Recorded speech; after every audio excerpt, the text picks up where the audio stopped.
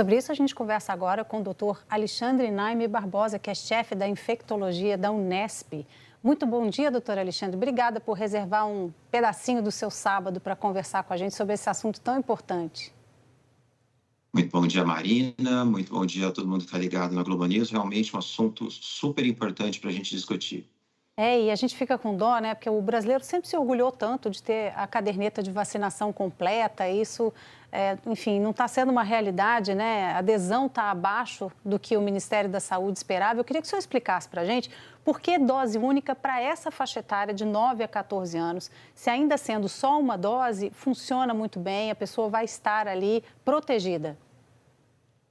Olha, Marina, a gente tem que começar esse bate-papo dizendo que a medicina é uma ciência dinâmica, é uma ciência que a gente vai aprendendo com o tempo. E a vacina contra HPV, ela foi disponibilizada lá em 2014, então a gente tem 10 anos de experiências e estudos que nos mostraram que nessa população, entre 9 a 14 anos, populações em que provavelmente a exposição a HPV de forma natural, via sexual, ainda não aconteceu ou é muito baixa, uma dose de vacina protege tanto quanto 2 ou 3 doses. Então, nesse público específico, é seguro em termos de eficácia, em termos de se manter a chance de prevenção à infecção pelo HPV, fazer apenas uma dose. Por isso, o Brasil se alinhou com as recomendações da Organização Mundial de Saúde, com a Organização Pan-Americana de Saúde, reduzindo, então, nesse público de 9 a 14 anos, a vacinação para uma dose que, como eu disse, é tão efetiva para esse público quanto 2 ou 3 doses. As demais faixas etárias, se mantêm as recomendações anteriores de que seja feito 3 doses, com exceção daqueles grupos em que você tem mais dificuldade de vacinar até 19 anos, principalmente na região norte, onde a gente tem dificuldade de acesso. Então, nessa situação, o público entre 14 a 19 anos, onde há dificuldade de chegar à vacina, uma dose também pode ser feita. Queria entender também, doutor Alexandre, por que é importante vacinar os meninos?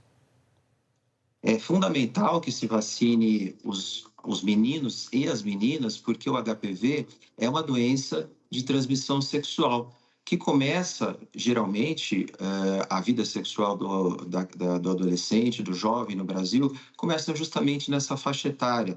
A partir dos 13, 14, 15 anos, os dados estatísticos nos mostram isso. Então, quanto mais cedo eu conseguir vacinar o menino, ele também vai proteger a menina, porque ele não vai se infectar pelo HPV.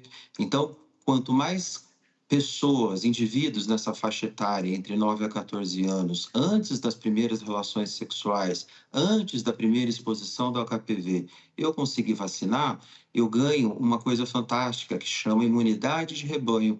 Então, o menino não vai ter HPV, não vai transmitir para a menina, e isso, se a gente consegue ampliar as taxas de vacinação, que, como a reportagem mostrou, estão muito baixas, acaba levando a um benefício enorme no futuro, se a gente conseguir aumentar essas taxas, de diminuição das consequências, que, como também a reportagem mostrou, são principalmente o câncer de colo de útero, que mata mais de 300 mil mulheres todo ano no mundo, e também do câncer de pênis.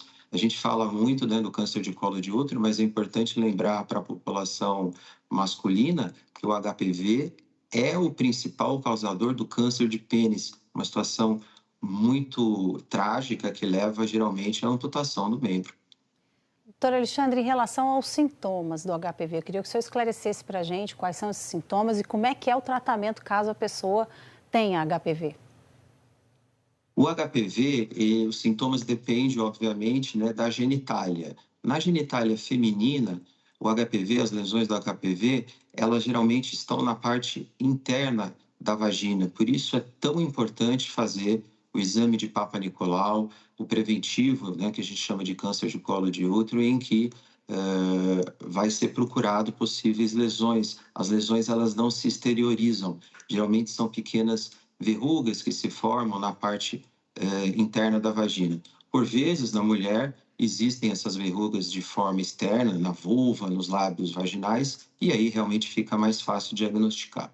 No homem, como a genitália do homem é externa, o HPV se manifesta como verrugas. E essas verrugas, então, elas devem ser tratadas a depender do tamanho, da localização, ou com